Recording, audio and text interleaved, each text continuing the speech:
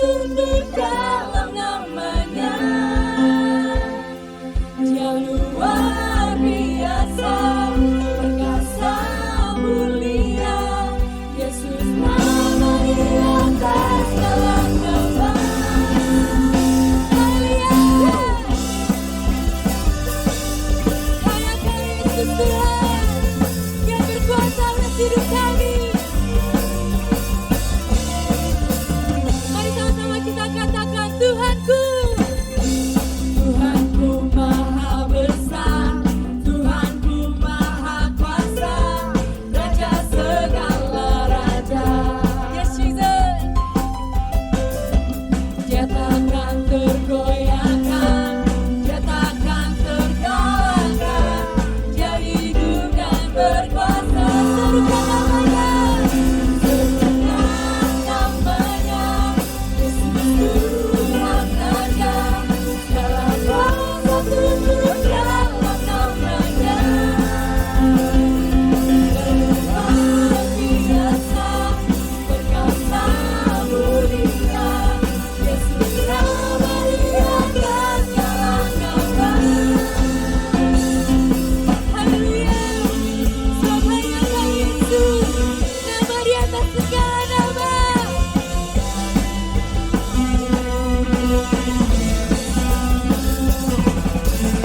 Kami naikkan pujian kami yang terbaik hanya bagi-Mu Tuhan. Haleluya.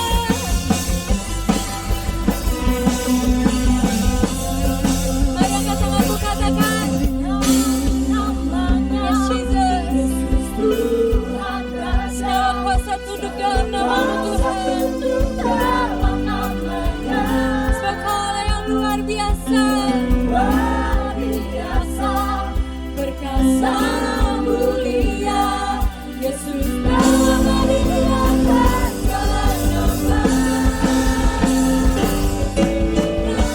Namanya Yesus Tuhan Raja, segala kuasa tunduk dalam namanya.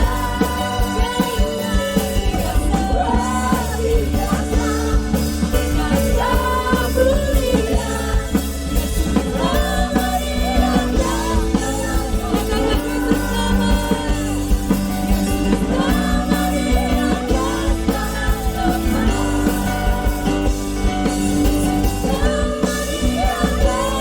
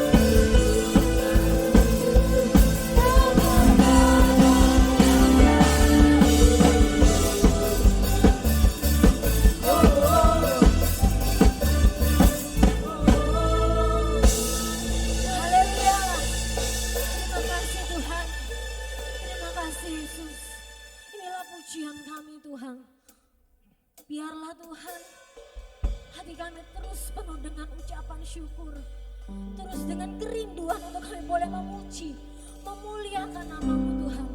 Sebagai generasi muda, kami boleh terus membawa nama-Mu Tuhan, memuliakan nama-Mu dan menyatakan kemuliaan nama-Mu di negeri kami. Haleluya Yesus. Sebab Engkau besar, sebab Engkau mulia Yesus.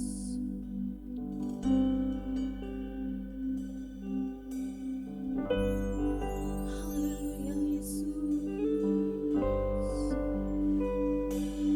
Kami ada saat ini Tuhan, semua karena anugerah-Mu. Semua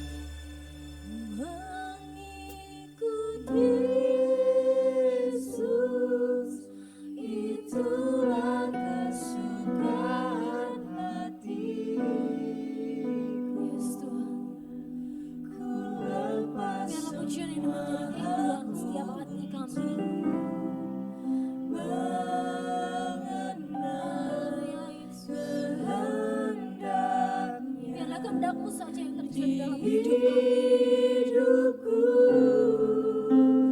Mengiring Yesus, itulah kekuatan hidupku. Ku yakin menungganmu, jadikan hamba-Nya itulah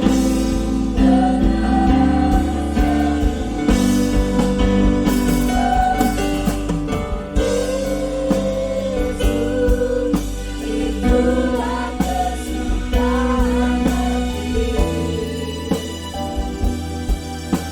kekuatan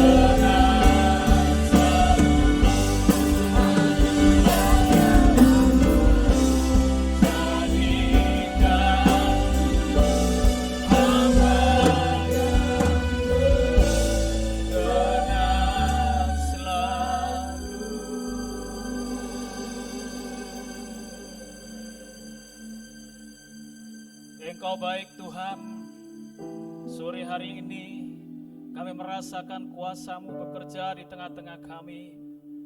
Engkau hadir, memberkati kami, memberkati buat rekan-rekan muda, memberkati buat seluruh sidang jemaat Tuhan yang sore hari ini sedang menyaksikan live streaming.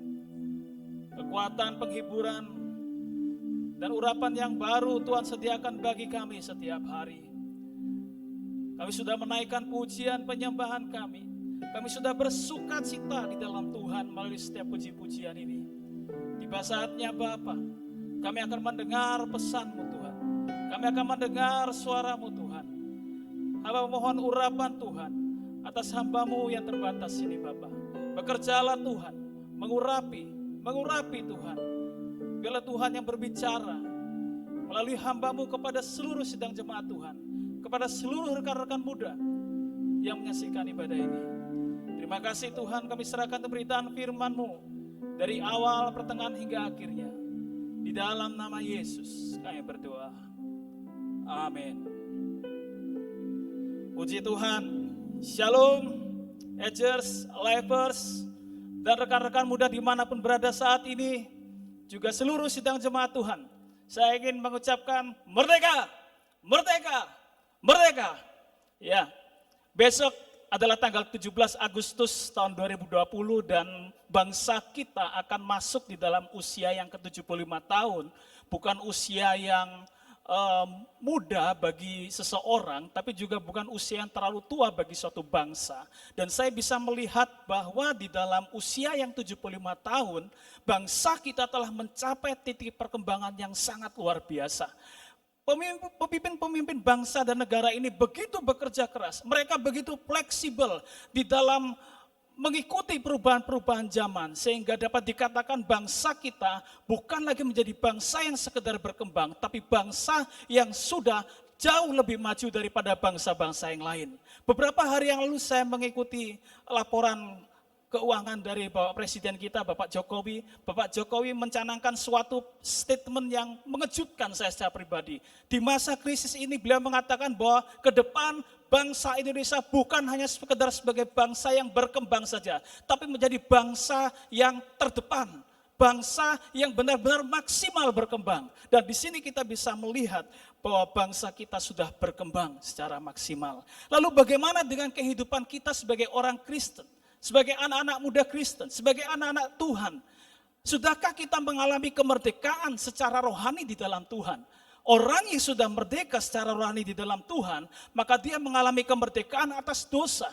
Dia sudah percaya kepada Yesus dan Tuhan sebagai juru selamat, dan dia telah diselamatkan Tuhan melalui kematian Yesus di atas kayu salib. Dan sudahkah kita sebagai anak-anak muda, kita mengalami perkembangan rohani yang maksimal di dalam kehidupan kita? Nah, rekan-rekan kaum muda yang terkasih di dalam Tuhan, ketika saya mempersiapkan renungan ini, ada seorang yang datang bertanya kepada saya, apa sih arti dari kata fleksibel itu sendiri? Saya melihat beberapa definisi arti dari berbagai kamus, dan saya mencapai satu kesimpulan bahwa fleksibel erat kaitannya dengan adaptasi. Jadi orang yang fleksibel adalah orang yang mampu dia beradaptasi terhadap perubahan-perubahan kondisi atau situasi serta tuntutan yang ada di sekitarnya. Dan saya bisa melihat bahwa setiap manusia dengan pertambahan usia, pertambahan status sosial, mereka perlu beradaptasi. Kita nggak bisa menyamakan tuntutan atau kebutuhan sikap kita antara orang sekolah dengan orang kuliah. Kita nggak bisa menyamakan antara orang kuliah dengan orang kerja. Kita nggak bisa menyamakan tuntutan orang yang masih youth ataupun yang sudah berkeluarga. Atau bahkan yang punya label just married dengan yang keluarganya sudah punya anak. Pasti beda gitu ya. Saya kasih contoh nih misalnya. Misalnya ada seorang muda yang dia sudah berkeluarga, dia sudah punya anak, dan dia mengeluarkan statement seperti ini kepada istrinya. Istriku, saya sedari muda saya ini suka bola basket. Saya suka main basket. Dan ketika saya main basket sampai malam setelah pulang kerja, saya nggak pulang ke rumah sampai malam saya main basket. Setelah pulang main basket saya akan hang out dengan rekan-rekan saya satu tim di sebuah kafe. Lalu kemudian saya akan pulang tengah malam lebih sampai ke rumah. Dan kebiasaan ini akan saya teruskan sampai ketika saya menikah atau punya anak. Nah kira-kira kalau pemuda ini nggak mau berubah, sudah berkeluarga, sudah punya istri, sudah punya anak, nggak mau berubah, terus seperti itu, kira-kira rumah tangganya seperti apa?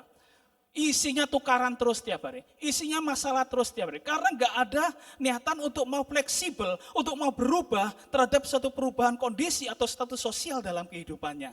Nah, rekan-rekan kemudian dikasih Tuhan, di dalam dunia lain pun kita mesti fleksibel. Di dalam dunia bisnis hari-hari ini kita mesti bisa fleksibel. Tidak lagi berjualan atau di dalam marketing kita secara tradisional. Mesti mulai belajar untuk secara online. Di dalam dunia pelayanan juga kita perlu fleksibel. Mungkin kita pernah bertanya, kenapa Tuhan Yesus followernya jauh lebih banyak daripada ahli Taurat dan orang Farisi?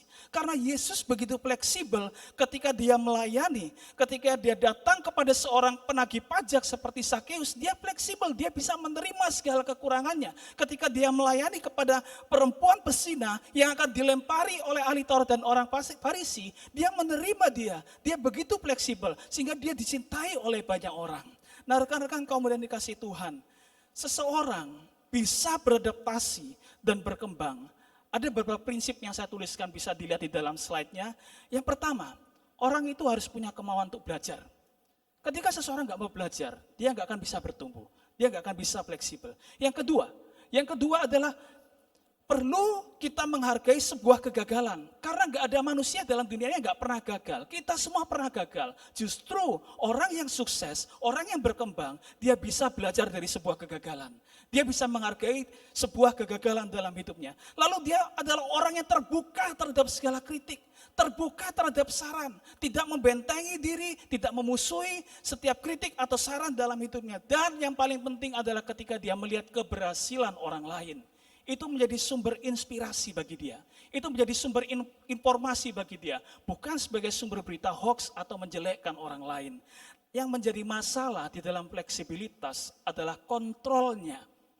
Ketika orang dikasih sebuah kebebasan, kebebasan itu kadang-kadang akan membuat orang menjadi lebih dan lebih lagi. Kita perlu kontrol di dalam kemampuan kita beradaptasi supaya perkembangannya tetap terarah dan sesuai dengan nilai firman Tuhan. Ibaratnya fleksibel itu seperti seekor kuda liar yang kalau gak dikasih tali kekang, dia akan berlari ke sana kemari, dia akan masuk ke jurang, dia akan mati dan gak pernah bisa dipakai oleh tuannya untuk menunggang kuda. Jadi kita perlu kontrol terhadap kebebasan kita, kemampuan kita beradaptasi. Kita nggak bisa menjadi orang yang semaunya sendiri. Kadang-kadang nih ya rekan-rekan, kadang-kadang saya pribadi, saya sebagai seorang hamba Tuhan, saya bergumul nih di masa pandemi seperti ini. Bagaimana saya bisa tetap menikmati live streaming di depan layar laptop mungkin, yang ukurannya berapa itu ya, saya nggak begitu hafal. Atau mungkin jauh lebih kecil lagi, layar HP kita. Kalau misalkan tim PAW lagi lompat-lompat, apakah kita juga lompat-lompat di rumah? Ketika tim PAW menangis, apakah kita menangis di depan laptop kita? Ketika hamba Tuhan menantang altar call, apakah kita akan maju ke depan dan berlutut di depan laptop kita atau HP kita? Kan nggak seperti itu juga. Siapa yang bisa mengontrol itu? Siapa yang bisa mengawasi itu? Nah, saya mau katakan bahwa kita perlu kontrol terhadap fleksibilitas itu supaya terarah dan tidak meninggalkan nilai-nilai firman Tuhan. Dalam teks kita hari ini, di dalam 2 Timotius 3, ayat yang ke-8 sampai 9, kita akan belajar dari Yanes dan Yambres. Saya akan baca buat rekan-rekan muda. Sama seperti Yanes dan Yambres menentang Musa, demikian juga mereka menentang kebenaran. Akal mereka bobrok dan iman mereka tidak tahan uji. Tetapi sudah pasti mereka nggak akan lebih maju, karena seperti dalam hal Yanes dan Yambres, kebodohan mereka pun akan nyata bagi semua orang. Yanes dan Yambres adalah orang yang sebenarnya mampu beradaptasi, tapi mereka nggak bisa berkembang maksimal karena mereka nggak mau berubah habit mereka. Mereka nggak mau mengubah kebiasaan mereka. Mereka orang yang menentang kebenaran, iman mereka nggak tahan uji, memiliki akal yang bobrok. Apa yang menyebabkan seseorang bisa seperti itu? Saya mengajak kita buka dalam Ibrani pasal 5 ayat 11 sampai 14. Dikatakan di situ, Ibrani pasal 5 ayat 11 sampai 14, karena kamu telah lamban dalam hal mendengarkan, sebab barang siapa masih memerlukan susu, ia tidak memahami ajaran tentang kebenaran, sebab ia adalah anak kecil, tetapi makanan keras adalah untuk orang-orang dewasa yang karena mempunyai panca indera yang terlatih untuk membedakan yang baik daripada yang jahat. Saya mau katakan bahwa perkembangan dan kemunduran rohani itu seperti dua sisi mata uang yang saling bersinggungan. Orang gak bisa satu hari dia berkembang, hari berikutnya dia mundur. Satu hari dia tobat, hari berikutnya dia murtad lagi. Gak bisa seperti itu ketika mengikuti Yesus. Ada satu piramida yang saya gambarkan di dalam slide. Piramida kegagalan Yanes dan Yambres. Yang pertama kali yang menyebabkan orang gak konsisten berkembang seperti itu adalah dia lamban untuk mendengar. Dia kurang informasi tentang kebenaran firman Tuhan. Dia nggak paham firman Tuhan secara utuh. Karena dia lamban untuk mendengar, dia kurang memahami apa maksud Tuhan. Karena dia kurang memahami maksud Tuhan, dia tidak melakukan kebenaran firman Tuhan dengan benar. Ketika dia nggak melakukan kebenaran firman Tuhan dengan benar, dia menjadi orang yang nggak tahan uji. Maunya suka melakukan yang menyenangkan. Maunya suka melakukan yang cocok dengannya. Sehingga akhirnya menjadi paradoks dengan kebenaran firman Tuhan. Dan saya mau katakan bahwa orang yang mengikut Tuhan, orang yang sudah dimerdekakan oleh Tuhan, mereka selalu dituntut tanggung jawab untuk bisa berkembang. Kita nggak bisa memilih-milih firman Tuhan. Saya cocok melakukan firman Tuhan yang ini. Berkat, berkat, berkat. Tapi saya nggak cocok waktu disuruh korban, korban, korban. Saya nggak cocok ketika disuruh untuk taat, taat, taat. Saya punya seorang anak. Hari-hari ini dia belajar menulis, dan tiap kami dudukkan untuk belajar menulis, dia selalu mengatakan no, no, no, dan dia lari ke mainannya. Tiap kali kami dudukkan, dia selalu katakan no, no, no, dan dia lari ke mainannya. Nah, kami sebagai orang tak berpikir, kalau seperti ini terus, anak ini sampai kapanpun gak akan bisa menulis. Karena itu kami paksa dia untuk meninggalkan kenyamanannya, untuk dia bisa belajar menulis. Nah, kita akan belajar dengan cepat, bagaimana cara kita bisa beradaptasi dan terus berkembang. Yang pertama adalah bicara mengenai mendewasakan iman. Yang kedua berbicara mengenai berpegang pada kebenaran. Dan yang ketiga berbicara mengenai diperlengkapi untuk berbuat baik. Yang pertama dulu, mendewasakan iman. Di ayat yang ke-12, di 2 Timotius pasal yang ketiga, dikatakan di situ, setiap orang yang beribadah di dalam Kristus Yesus akan menderita aniaya. Siapa yang setuju bahwa penderitaan itu bagian dari hidup manusia? Kita semua setuju. Bahkan baby pun yang baru lahir, itu nangis, gak ada yang ketawa. Karena dia tahu Dan mungkin dia akan berbicara melalui tangisannya, welcome to the suffering of the world. Selamat datang ke dalam penderitaan dunia. Maunya berontak gak mau lahir, tapi baby itu harus lahir. Namun yang jadi masalah di dalam teks ini adalah mengapa justru orang yang memutuskan setia beribadah, mereka mengalami aniaya. Setia beribadah, mereka mengalami penderitaan. Nah, rupanya saya temukan di sini bahwa Tuhan mengizinkan aniaya, Tuhan mengizinkan penderitaan, sakit penyakit, masalah terjadi untuk mendewasakan gaya hidup seseorang. Mendewasakan pola pikir seseorang untuk menjadi lebih baik lagi dan dibangun lagi. Beberapa waktu yang lalu saya sempat sakit. Ya. Saya sakit infeksi lambung dan ketika saya kontrol ke dokter, dokter mengatakan, Pak Posma, mulai saat ini no kafein, artinya no minum kopi. No santan-santan, apa no santan-santan ini? Tidak boleh makan yang bersantan-santan, istirahat yang cukup. Ya.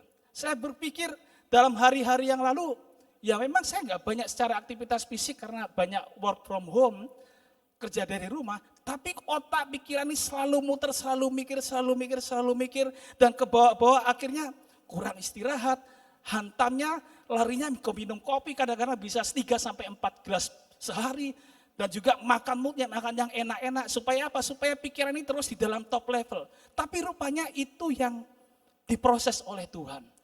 Dari situ saya belajar, ada kalanya mesti istirahat. Ada kalanya sesuatu yang sudah gak bisa lagi mentok dipikir, tinggalkan saja. Lakukan sesuatu yang mungkin bisa dilakukan. Nah, saya mau katakan bahwa kita perlu belajar di dalam banyak hal. Saya sangat suka sekali dengan cara induk elang mendidik anaknya. Induk elang ketika elang itu bertelur, telur-telurnya dirami, induk elang akan membangun sebuah sarang yang tinggi dan nyaman, bahkan manusia pun gak bisa mengganggunya gitu ya. Ketika sudah menetas anak ayam ini, induk elang itu akan bekerja keras mencari mencukupkan makanannya dari anak-anak elang ini. Kadang-kadang itu seperti gambaran kita, ketika kita awal ikut Tuhan, semua baik-baik saja.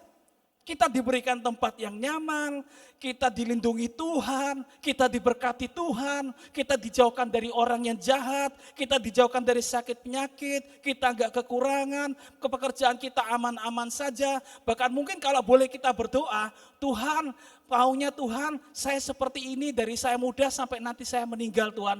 Enak terus, nyaman terus, duitnya akeh, ya, anaknya akeh, boleh ya. Nah jadi kalau boleh kondisi diberkati Tuhan, terus seperti ini Tuhan. Tapi gak bisa seperti itu hidup dalam dunia. Elang pun menyadari hal itu. Ketika elang sudah melihat anak ini, tulang-tulangnya sudah mulai berkembang, dan dia dirasa sudah cukup kuat untuk terbang. Nah ini perhatikan apa yang dilakukan induk elang. Induk elang akan merusak sarang yang nyaman itu, dan dengan sengaja, induk elang itu akan menendang anak elang itu jatuh dari sarang yang tinggi untuk turun ke bawah, jatuh ke bawah, supaya anak elang ini mulai belajar terbang.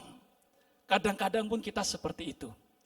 Ketika Tuhan sudah merasa kita cukup dewasa untuk bertumbuh, kadang-kadang kenyamanan kita akan dirusak, pekerjaan kita akan mulai diganggu, hubungan-hubungan kita akan mulai diganggu, kesehatan kita mulai akan dikitik-kitik oleh Tuhan.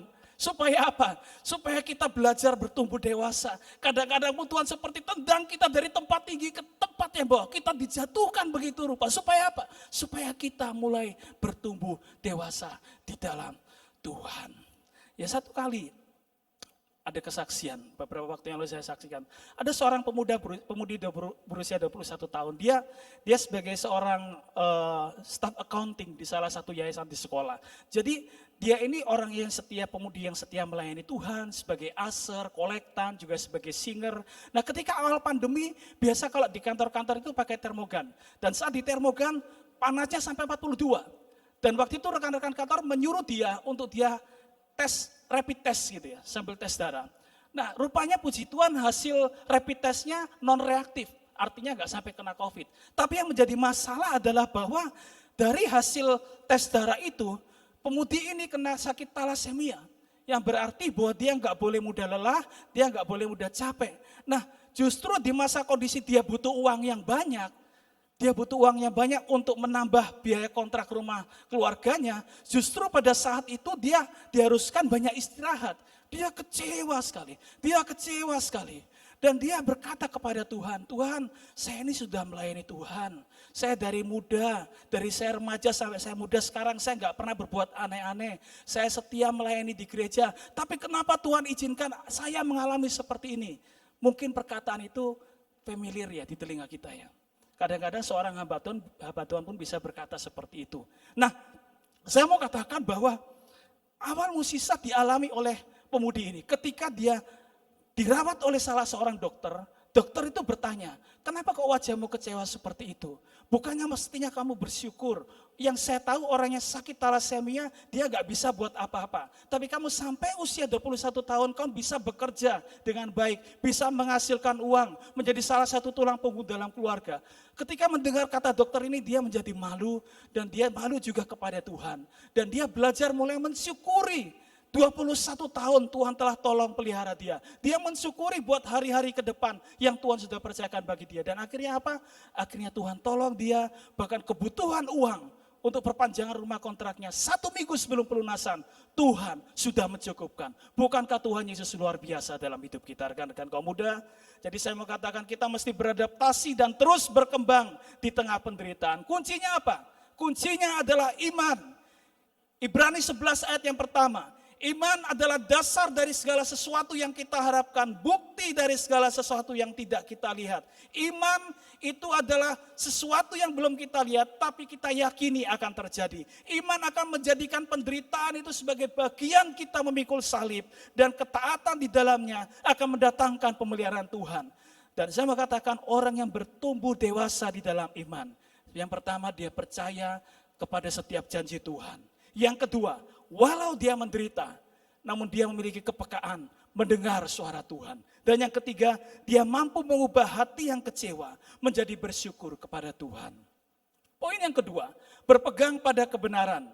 Di ayat yang ke-14 bagian A, tetapi hendaklah engkau tetap berpegang pada kebenaran yang telah engkau terima dan engkau yakini. Di dalam bahasa Inggris memakai kata continue yang berarti melanjutkan ke generasi. Jadi kalau opa omanya taat, maka itu ketaatan akan diturunkan pada papa mamanya. Ketika papa mamanya taat, akan diturunkan ke anak-anaknya. Ketika anak-anaknya taat, akan diturunkan kepada cucu-cucunya. Di dalam kata aslinya memakai kata meno, tetap tinggal, stay dwell, yang berarti dia terus-menerus tinggal dalam kebenaran. Artinya orang yang berpegang pada kebenaran, kalau dia di lampu merah, orang kanan kirinya sudah tahu lampu merah terus saja karena jalan sepi, dia tetap tinggal menunggu lampu merah sampai hijau. Berpegang pada kebenaran juga berarti bahwa ketika orang satu rumahnya gak mau berdoa, dia tetap mau berdoa kepada Tuhan. Nah rekan-rekan kamu yang dikasihi Tuhan, orang pasti gak akan melupakan sesuatu yang dibayar dengan mahal. Kemerdekaan rohani yang dikaryakan Yesus itu membuat kita sulit meninggalkan Tuhan. Karena apa? Karena mahalnya harga yang harus dibayar melalui kematiannya di atas kayu salib. Melalui darahnya yang tercurah di atas kayu salib.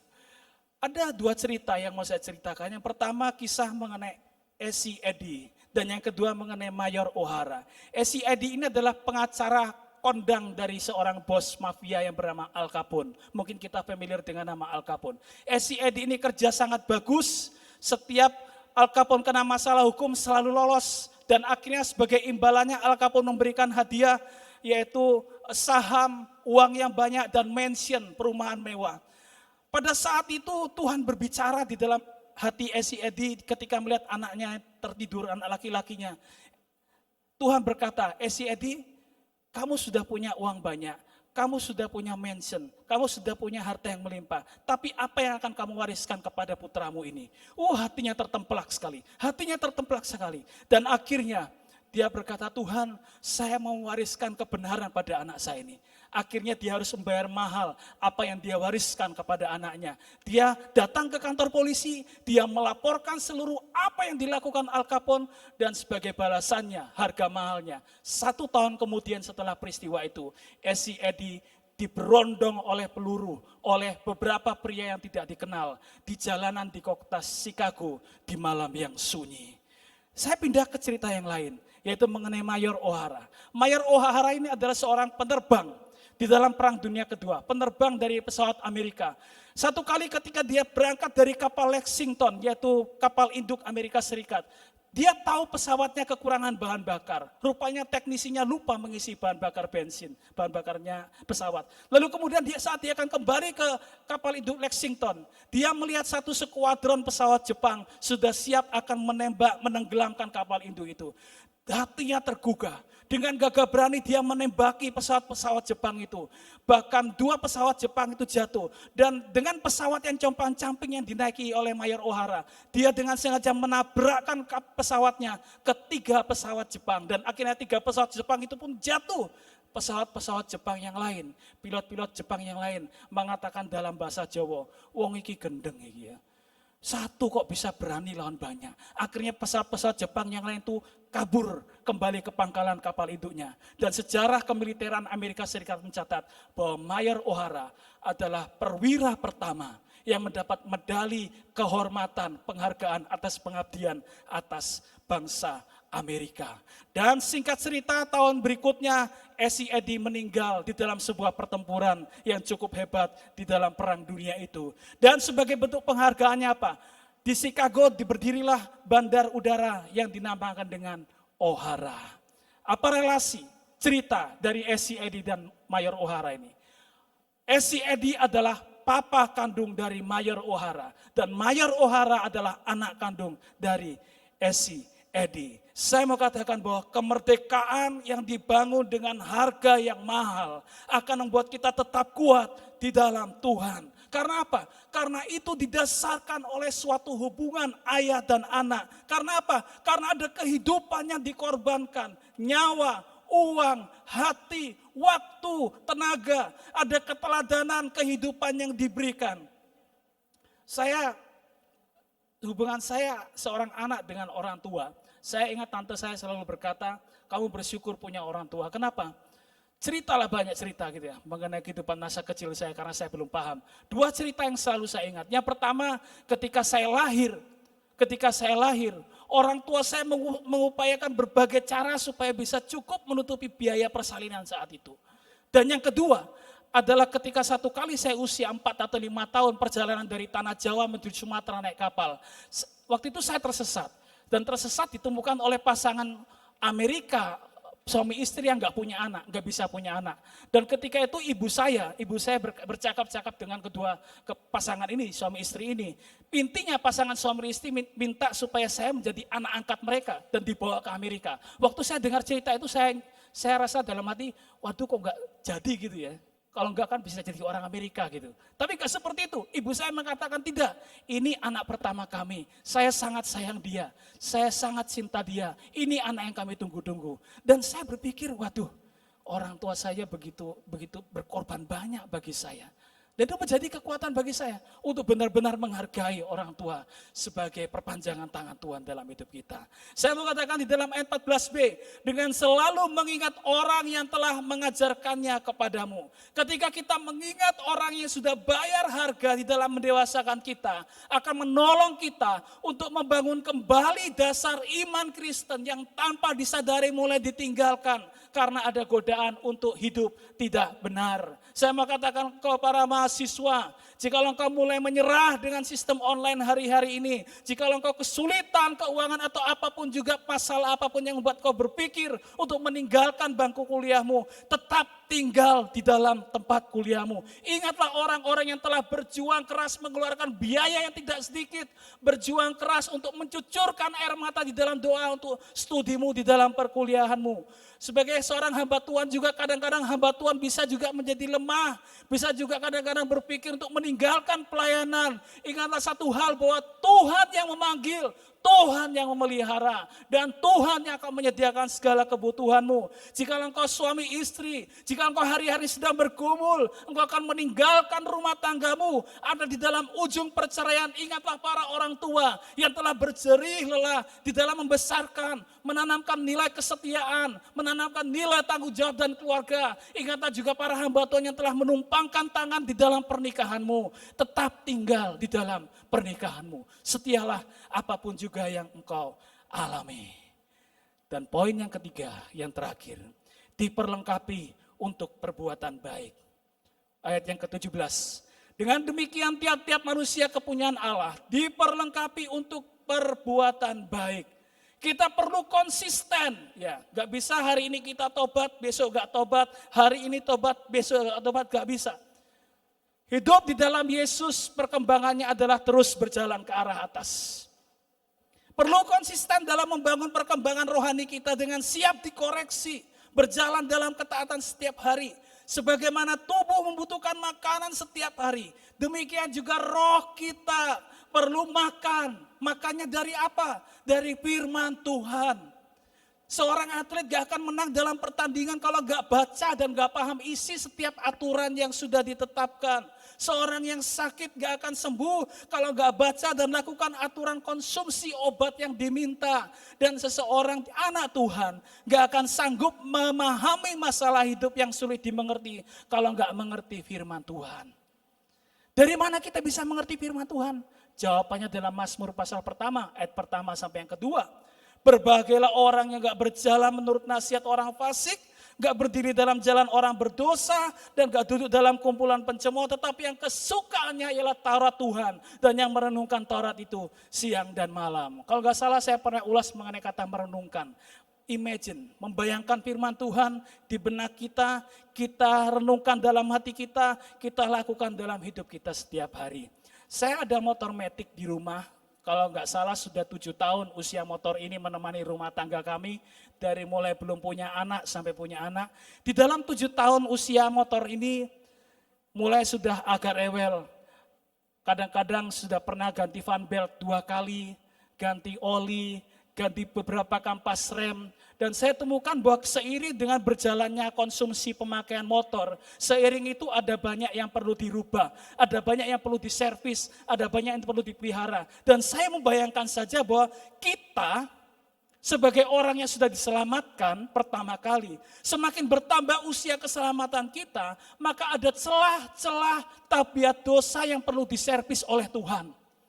Ada tabiat-tabiat dosa yang perlu Tuhan proses di situ. Sehingga kita mendapatkan kemurnian yang baru dan kita dipelihara oleh Tuhan. Kita perlu terus memelihara kehidupan rohani kita dengan terus merenungkan firman Tuhan. Dan itulah yang menambahkan nilai kekal dalam setiap tanggung jawab yang kita lakukan. Apa berkat merenungkan firman Tuhan? Mazmur 25 ayat 14 dikatakan, Tuhan bergaul karib dengan orang-orang yang takut akan Dia dan perjanjiannya diberitahukan kepada mereka. Saya mau katakan bahwa firman Tuhan adalah pedoman. Firman Tuhan adalah pegangan hidup kita. Sekaligus firman Tuhan adalah benih bagi perkembangan masa depan yang cerah dalam hidup kita.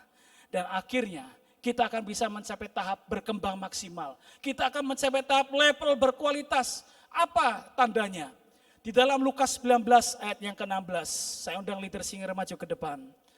Dan pemain musik. Level berkualitas. Lukas 19 ayat 16 sampai 17. Orang yang pertama datang dan berkata, Tuhan, mina Tuhan yang satu itu telah menghasilkan 10 mina. Katanya kepada orang itu, baik sekali perbuatanmu itu, hai hamba yang baik. Engkau telah setia dalam perkara kecil, karena itu terimalah kekuasaan atas 10 kota. Orang yang berkembang maksimal adalah orang yang bertumbuh menjadi pribadi yang dapat dipercaya. Orang yang berkembang maksimal adalah orang yang bertumbuh menjadi orang yang dapat diandalkan. Dan orang yang berkembang maksimal adalah orang yang dapat mempertanggungjawabkan apa yang Tuhan sudah percayakan. Hai engkau para suami atau istri, berkembanglah secara maksimal. Jadilah seorang suami yang benar-benar dapat diandalkan di tengah-tengah rumah tangga keluargamu. Hai engkau para hamba Tuhan, pelayanan Tuhan. Jadilah maksimal dengan menjadi seorang pelayan dapat diandalkan oleh atasanmu, oleh pimpinanmu. Hai engkau sebagai bisnismen, karyawan atau pegawai. Jadilah pribadi yang maksimal, berkembang maksimal. Menjadi orang yang dapat diandalkan, orang mengenal karena engkau adalah pribadi yang bertanggung jawab dalam kehidupanmu. Maka bukan hanya engkau yang dibanggakan, tapi nama Tuhan juga dipermuliakan. Tuhan Yesus memberkati. Haleluya. Haleluya. Haleluya.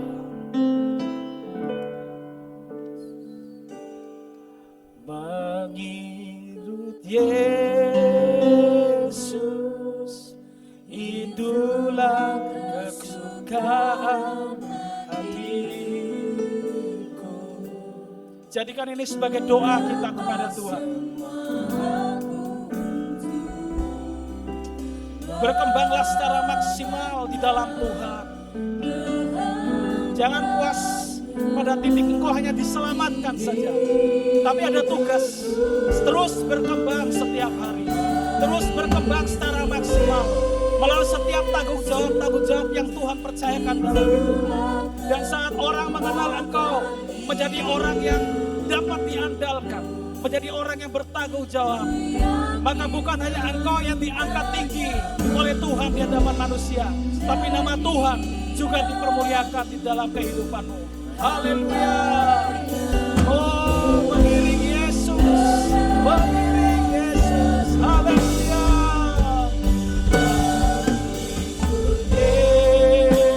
Yesus, itulah kesukaan hati. Haleluya.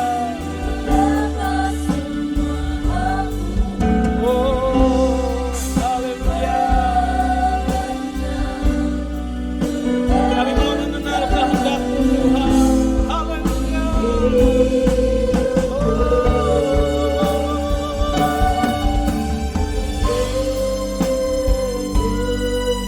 Itulah kesempatan hidupku.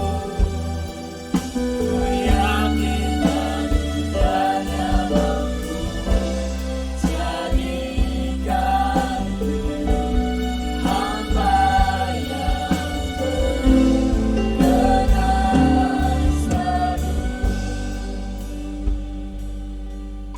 Sikira bara.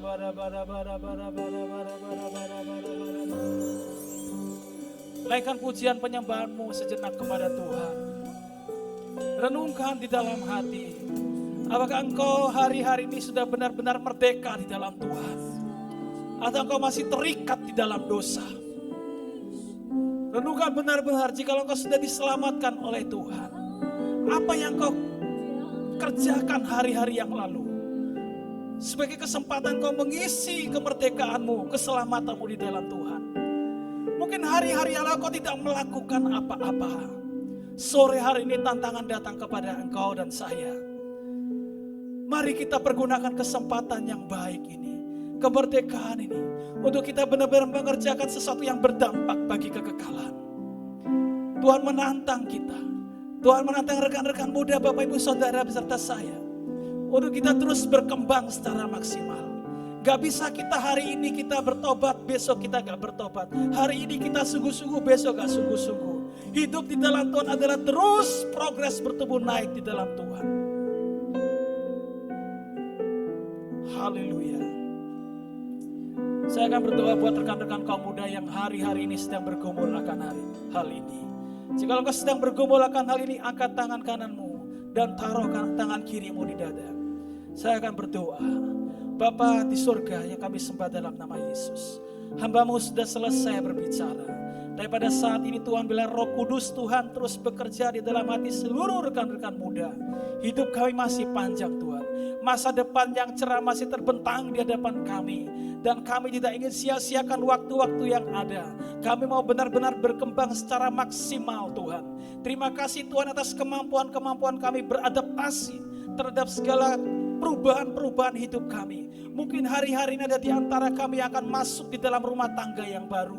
Mungkin hari-hari ini kami yang akan menerima berkat anak atau keturunan. Atau kami yang akan mendapatkan promosi dari Tuhan dalam pekerjaan kami. Tolong kami Tuhan, beri hikmat bagi kami untuk kami bisa menyesuaikan sesuai dengan kehendak Tuhan. Terima kasih Tuhan atas kesempatan yang Tuhan telah berikan bagi kami untuk merenungkan firman Tuhan.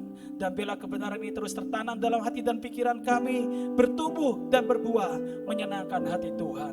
Terima kasih Bapak, terima kasih Bapak. Di dalam nama Yesus kami berdoa, haleluya. Mengikut Yesus, itulah kesukaan hatiku. Ku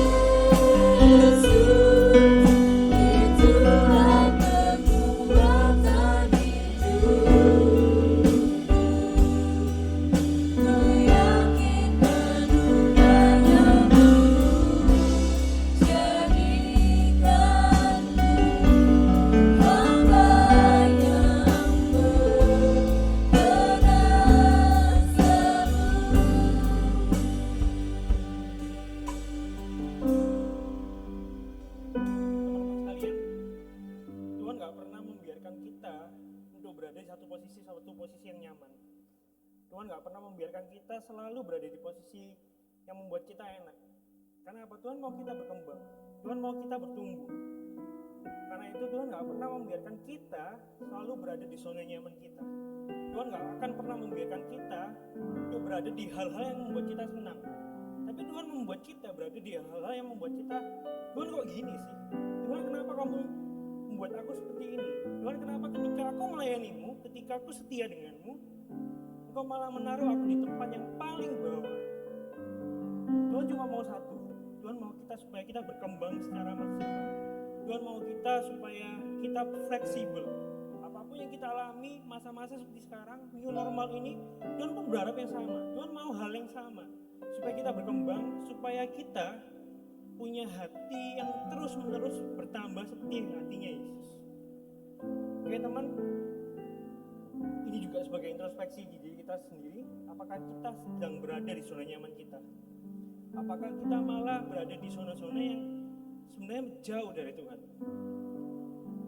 Dan saya mengajak teman-teman, Edel semua, Lifer semua, untuk kembali ke jalannya, kembali ke tempat yang sebenarnya nggak nyaman buat kita, tempat yang sebenarnya nggak enak buat kita. Kan di sanalah kita akan bertumbuh, di sanalah kita akan berkembang. Oke, sebelum masuk ke pengumuman, kita akan berdoa lebih dahulu. Syukur Bapak, terima kasih atas firman-Mu yang begitu luar biasa pada hari ini Bapak. Terima kasih Engkau telah mengingatkan kami kembali apa yang menjadi kehendak-Mu, apa yang menjadi isi hati-Mu Tuhan. Selidiki hati kami selalu, selidiki pikiran kami selalu Bapak, sehingga apapun yang kami kerjakan, apapun yang kami lakukan itu atas dasar apa yang Kau mau Bapak. Dan ampuni segala sesuatunya ketika kami nggak sesuai dengan apa yang Kau ingini atau apa yang nggak sesuai dengan isi hati-Mu Bapak. Bapak, kami juga berdoa untuk pastor kami, Pastor Posma Tuhan. Berkati beliau, berkati keluarganya, berkati pekerjaannya, pelayanannya, apapun yang dilakukan Kau buat semuanya berhasil selama semuanya itu baik di mata-Mu Bapak. Dan Bapak, sebentar lagi kami akan memberikan yang terbaik. Ajari kami untuk memiliki hati yang tulus untuk memberikan Bapak. Sehingga apapun yang kami berikan bukan untuk memperbesar apa yang di dunia ini, tapi untuk memperbesar apa yang ada di kerjaan Bapak. Hanya di dalam nama-Mu kami siap memberikan yang terbaik. Haleluya. Amin.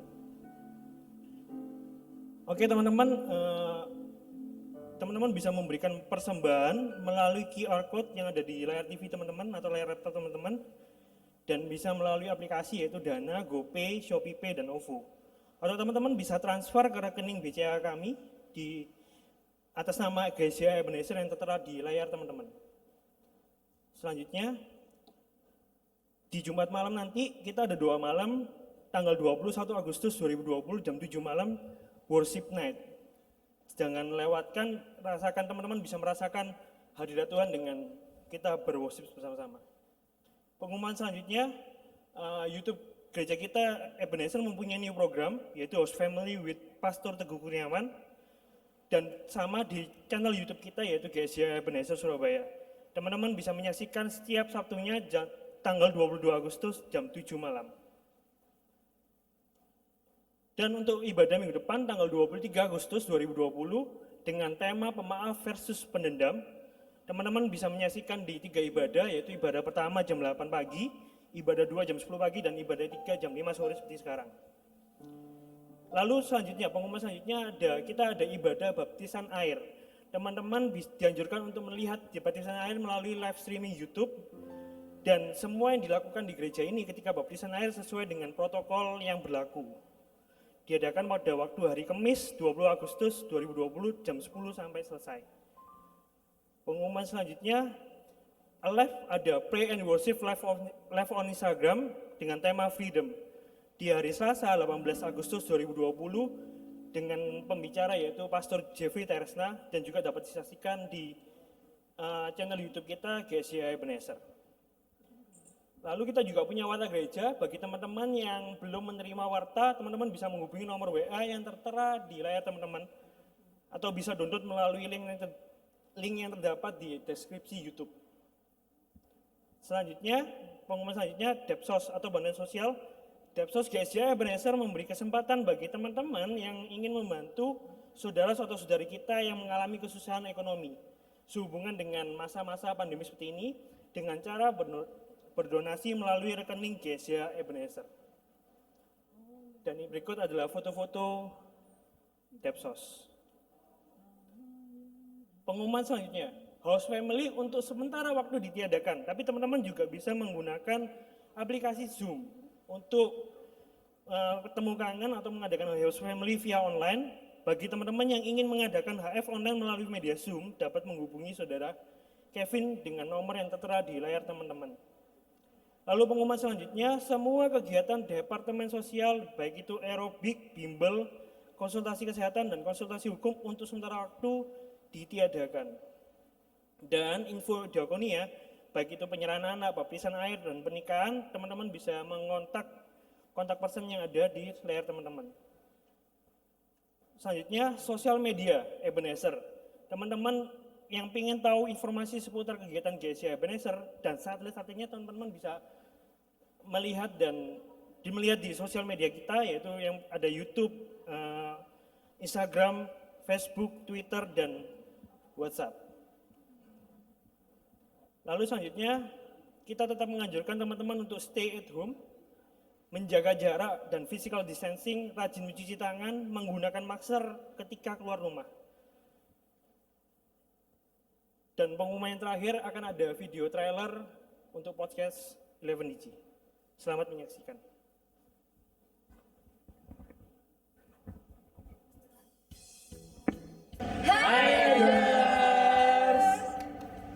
Wes, bingung kita mau ngomong apa. Khususmu kekecilan dulu ya. Ada batu kemarin. Kenapa hati? Karena hati itu tempat Tuhan ngasih kita kerinduan untuk melayani. Aku ini terlahir dari background atau latar belakang orang Kristen kan. Semua. Loh, kan latar belakang kan nggak semua kan. Semua itu dari papa mama. Nah, itu maksudnya. Pelayanan itu bukan suatu hal yang kamu harus wajib lakukan. Tapi pelayanan itu adalah suatu hal yang wajib kamu cintai. Karena apa? Jika kamu cuma mikir itu adalah suatu kewajiban untuk kamu lakuin, ya kayak aku tadi, aku bakal cepet bosen, aku bakal ya nggak dapat apa-apa dari pelayanan itu. Tapi kalau misalnya kalian pelayanan itu bisa kita cintai, bisa kita resapi gitu kan, ya walaupun dalam sebuah pelayanan itu ada suka duka, mau ada crash, mau ada apa tantangan-tantangan yang menghadang, ya kalian pasti bisa ngelakuin semua itu. Kalian pasti mau. Shalom, Believers, Edges, mari kita fleksibel, bukan seperti ular ya, licik, tetapi kita fleksibel untuk maksimal. Puji Tuhan, biar hari ini kembali kita diingatkan semangat berjuang 45 itu masih ada di dalam jiwa anak-anak muda. Karena sekali lagi ini waktu kita, ini generasi kita, dan ini kepercayaan yang Tuhan berikan kepada kita. Dan waktunya kita berkarya bagi Tuhan untuk semakin hari semakin luar biasa. Saya mau menutup dengan ayat yang menjadi nasihat ya. Dan ayat-ayat ini juga menjadi WPDA kita hari ini. Tuhan mengenal siapa kepunyaannya. Dan setiap orang yang menyebut nama Tuhan, hendaklah dia meninggalkan kejahatan. Dalam rumah yang besar bukan hanya terdapat perabot dari emas dan perak, melainkan juga dari kayu dan tanah. Yang pertama dipakai untuk maksud yang mulia, dan yang terakhir untuk maksud yang kurang mulia.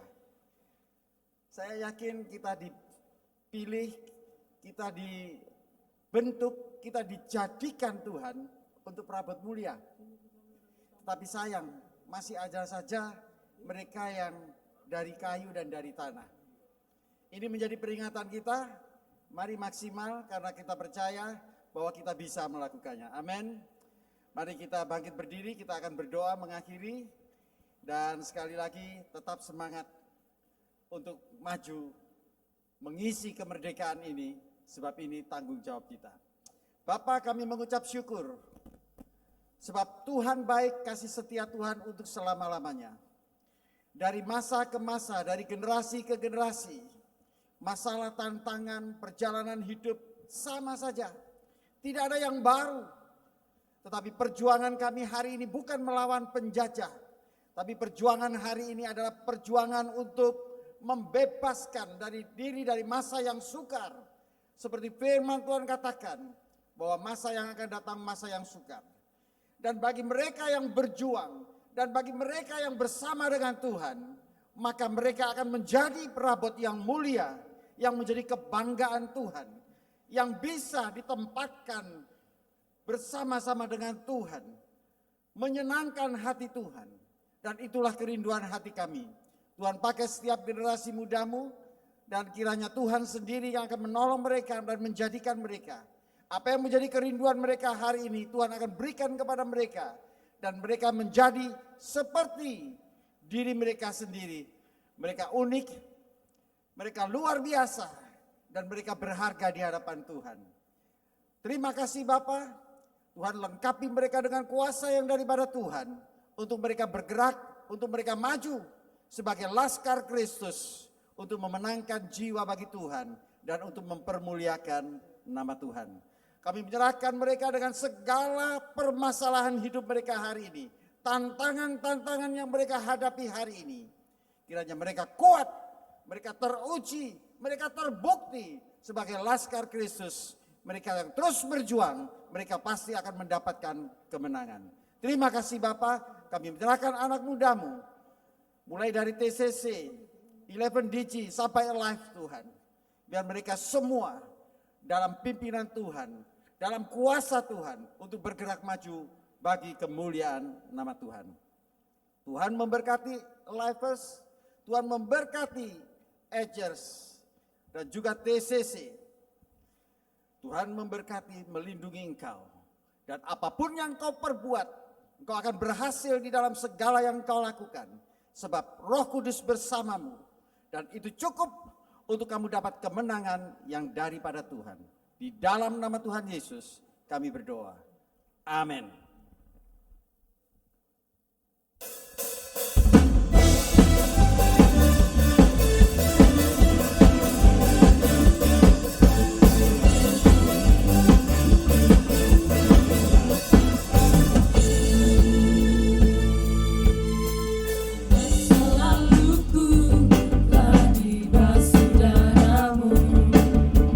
Semua gagalku telah ditebus olehmu.